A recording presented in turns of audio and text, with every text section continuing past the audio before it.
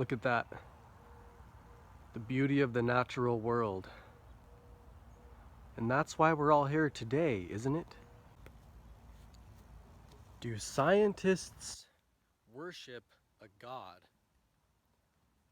Now, many of you who are stumbling across this video or topic for the very first time might be a little perplexed by the statement itself. How do scientists, who in a lot of ways refute intelligent design and the notion of a creator deity, when they support the notion of the natural world and the natural causal events which led up to us being here in this moment? How would somebody who supports those notions and ideals and topics worship a god? Well, we have to really dive back into history to find the underlying root cause of this video itself, and that being worshippers of chaos. So, throughout history, people have worshipped many different sorts of ideals, or the personification of the ultimate pinnacle representing a certain notion or concept or ideal. We have that today with people worshiping somebody such as Jesus Christ, who is the personification of sacrifice and divine and ultimate love. Um, it's represented with, figures such as Buddha, who personifies the notion of patience and allowing things to be the way they are and accepting that all things are beyond your control. He sat and meditated for so long that he allowed snails to crawl up his body, and they eventually stayed put where they were at atop his head. And this whole thing is just represented in many forms of mythologies and of people worshiping, again, the personification of ideals and of manifesting certain virtues. Even the Catholic Church has all their saints pretty much being the physical form and manifestation of certain ideals. So let's look at the history of the world through worshippers of the ideal of chaos. So what is chaos? Well, chaos is dysfunction, it is disharmony, it is discord. And as soon as we stumble upon the word discord, then we can come across the true intention of those who, in a sense, study and indirectly worship the natural world. So let's travel back in time a few thousand years until we come across the goddess Eris. And some of you may be familiar with the goddess Eris and the story of her throwing the apple of discord. It was a golden apple. And this whole apple actually caused, a huge war among the peoples and the civilizations. And a lot of people take this in many different forms and fashions to say that it represents a lot of different things. However, in this discussion, I'm going to talk about how this apple actually relates to chaos and contention, and then relates to the natural world in which scientists themselves are worshippers of the goddess Eris and the goddess of chaos and discord. So, what is the natural world? And let's look at how scientists observe the natural world. And what is it that science actually proposes? Well, we have to really dissect the word religion itself. Religion is merely somebody acting on something in a consistent manner and in a religious manner. Thus, we form the word religion. So, somebody who's following strict rules, guidelines, or doctrine. right, it's as though you're following a script, which is where we get scripture. So scientists follow the scripture, which is, in a sense, the scientific method. The scientific method begins with observation. Now, here's the key. What is it that scientists observe? They observe the natural world. And that's the key point right there. The natural world. The natural world is the personification of chaos, reaching the ideal of chaos, but the worshippers of Discordianism believe that the ultimate personification of chaos is actually the ultimate personification of order. As soon as the pinnacle of chaos is actually reached, then what happens is the ultimate personification of divine and aesthetic beauty through order is actually what comes about. And so, in a sense, those who study the natural world are studying chaos. And the natural world is what comes about through the ultimate personification and ideal of chaos itself. And this chaos gives us the natural world in which we perceive. And so scientists unknowingly, and maybe some knowingly, realize that they're studying and worshiping something that is very, very, very old. And the whole idea that perfect disharmony or dysfunction is in itself the ultimate personification of harmony. And so, this relates to a lot of other things studied by the ancients themselves. So the apple which Eris threw into the court was a golden apple. Now, you might relate this actually to the story told within the Bible about God presenting, the tree, and the tree was the knowledge of good and evil.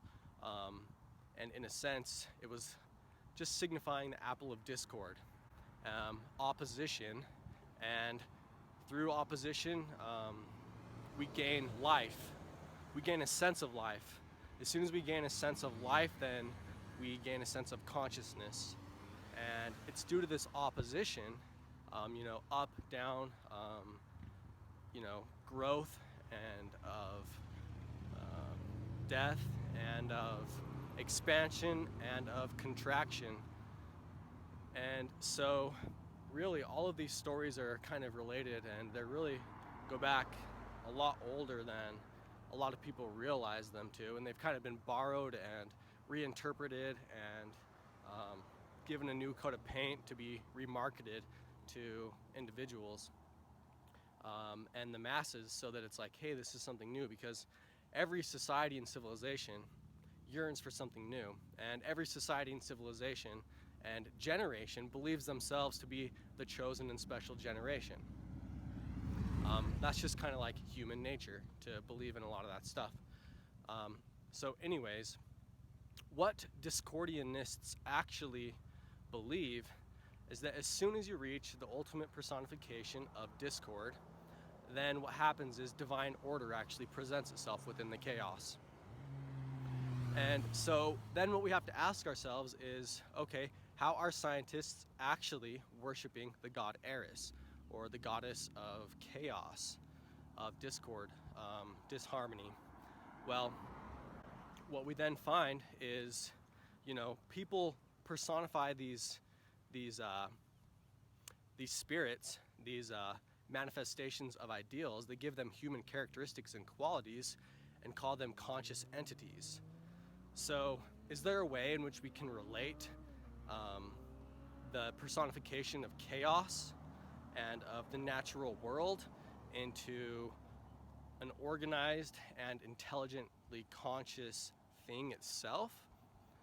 You really only have to look, no further than in the mirror, and what you'll see is yourself.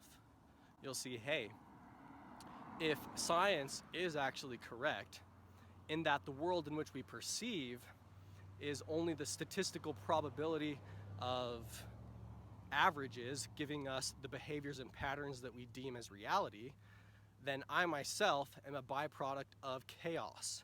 I myself am also conscious.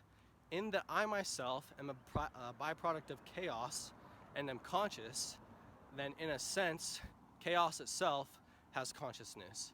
And the natural world is a living being, an organism in which scientists and other proponents of the scientific method worship. And it's kind of ironic and a little bit funny because they do so in a way which they actually refute the existence of that which they worship.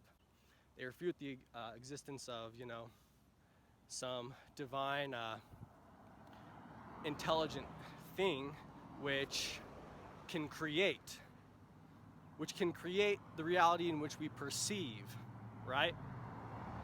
So you might be asking yourself, how is it that this chaos can actually create the reality in which we perceive? Is not the natural world something which is out of our control? Well, the funny thing about the scientific method is it's a looped paradox, because the more we understand the natural world, the more we can actually manipulate the natural world so that it no longer follows the ideals or guidelines in which we once observed. Now you might say there are principles and fundamental particles which we cannot necessarily manipulate to do our will. Well, that's actually not necessarily true. It just takes the right equipment, the right people on the job, and putting thought into creating a device which can actually utilize those principles and alter the conditions of the world in which we live, giving us a different sense of reality. So those people who are proponents of the scientific method actually understand, and they see the order within the chaos. And as soon as they have a grasp on how chaos orders itself, then what they can actually do is they can manipulate chaos. And they, in a sense, become the acting participaries of the goddess of chaos, Eris. As you utilize the probabilities and statistical nature, which gives us the reality of the material world in which we perceive, you can actually manipulate it. Of course, you have to use technology and a lot of brain power in organizing and planning and energy. You have to manifest lots of energy to be able to actually manipulate the natural world, to be able to organize single-celled organisms in a mannerism which is comparable to the ones which we observe occurring naturally. What do I mean by manifesting energy? For example, running a device which is capable of doing such a thing itself requires massive amounts of, power from something such as a power plant, or harnessing the natural world to fuel an unnatural device which, in a sense, can manipulate the natural world. And, so when I say harnessing energy, I'm talking about, utilizing things such as power plants to create massive amounts of energy, which can then be utilized by a device which manipulates photons, electrons, atomic and molecular structures to create which would otherwise not be something that is natural, but we then, in a sense, can create the conditions which set forth what we perceive to be the natural world. However, we've just gone full circle there. We were observing what we thought to be the natural world, but in a sense, we, in fact, can alter the natural nature of reality itself, making it unnatural. So there we see how scientists themselves, just like other religions, in my other videos and topics, I've spoken on how worshiping class sects actually become self-fulfilling prophets in a way in which they actually manifest that which they worship. And as they manifest that which they worship, they actually become acting participaries on the God that they themselves are worshiping as a superorganism upon the face of the planet. And scientists do the same thing, whether they realize it or not. But it's kind of funny, it only adds it only adds to the power of chaos. It only adds to the power of disharmony and dysfunction, which is just perfect. And if you realize that, you'll realize, hey, it actually really is. So, they refute the whole concept of intelligence in the natural world and things to that extent, because it refutes a lot of how the scientific method actually really works, and it refutes the fact that the divinity of chaos. But the fact really is that out of chaos comes intelligence, just like you or me. And so it's kind of funny. It only adds to the contention. It only adds to the disharmony. It only adds to the chaos, which fuels the being that they unknowingly worship. So it's a little ironic in that way, and I find it funny, but it's almost enlightening and like an exalted feeling to really realize that and be like, hey,